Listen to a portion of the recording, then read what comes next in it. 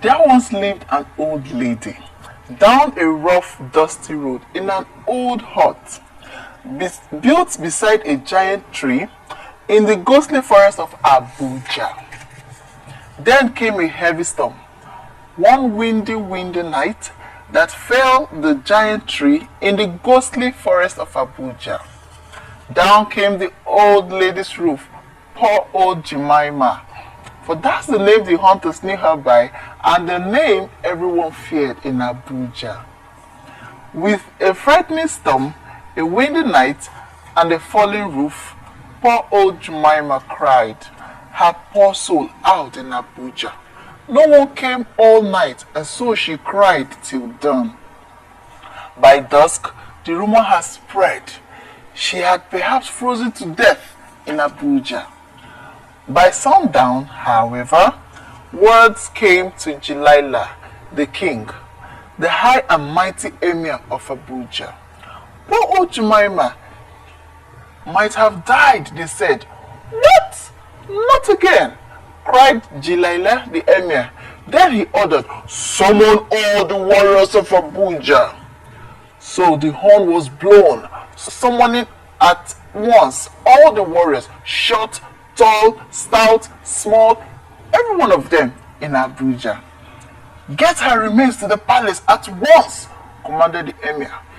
But not one of the starry-eyed men was daring enough to take the lead into the ghostly forest of Abuja. For the forest had long been haunted with ghostly stories of witches, and old Jemima, named their head, was the most feared and perhaps the deadliest in Abuja. For indeed, poor old Jemima was said to be a witch. The story went round. She was the deadliest witch that had ever been in Abuja. The all-powerful Jemima was said to have died many times over and had each time come back to life again and again in Abuja. Though none could ever tell if this story was true, everyone shivered at the very name of Jemima of Abuja. In groups of 2s, 3s, 4s, and 5, all the summoned men mumbled and grumbled. In hushed whispers, they bemoaned their lot in Abuja. Is one of two portions, cried Ahmadu, the coward, the fury of the king or the terror of the witch? Now, which one do you choose? O great men of Abuja! True, the king threatens to send us all out of the kingdom, but to tread the ghostly forest is to choose to die, of course. Or, to what end is it, if not death, is such a dangerous journey? Ahmadu questioned. Better banished to wander about than to die or to rot away in the ghostly forest of Abuja. Just as they turned to leave, Ahmadu gave a fearful cry, his index finger pointing to the east. And there it was, a spear of smoke rising to the high heavens in the ghostly forest of Abuja. A telltale sign of sure that Jemima was once again alive. And as always, roasting a chicken or a lamb for dinner in the ghostly forest of Abuja.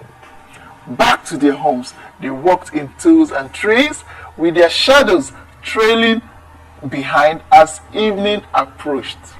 But at last, the horn was blowing again, announcing yet another cry of alarm in Abuja. What now? Whoa! Ahmadu grumbled. When the cries and signs grew high, Ahmadu, with ears pricked, heard it all at once.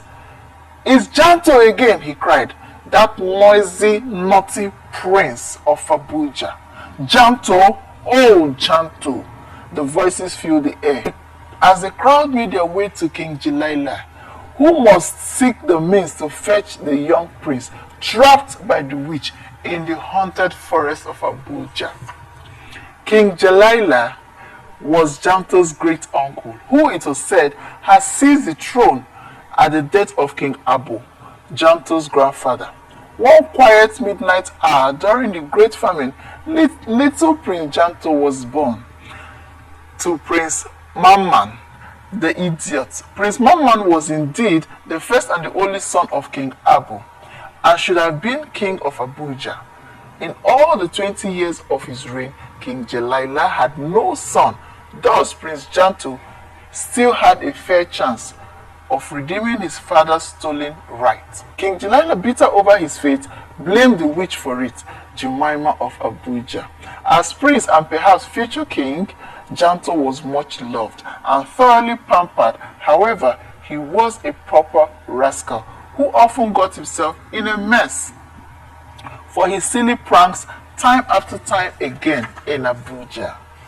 Once again, a long time ago, Prince Janto was nearly drowned in the Great Pond. Once years later, he was badly burnt in a wildfire in Abuja. Again, in a snake hunt, Prince Janto was caught in the trap for the snake. Yet again, a violent wind came by and nearly swept him away in Abuja.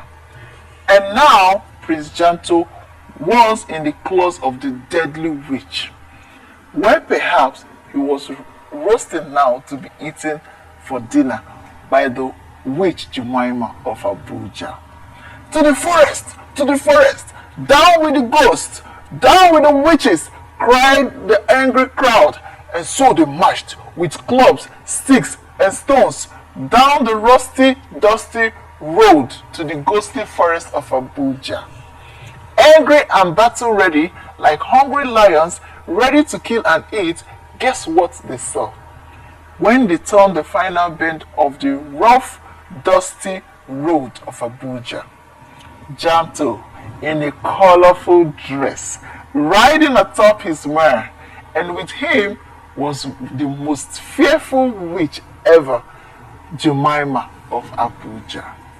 A big surprise that brought the furious crowd to a sudden halt.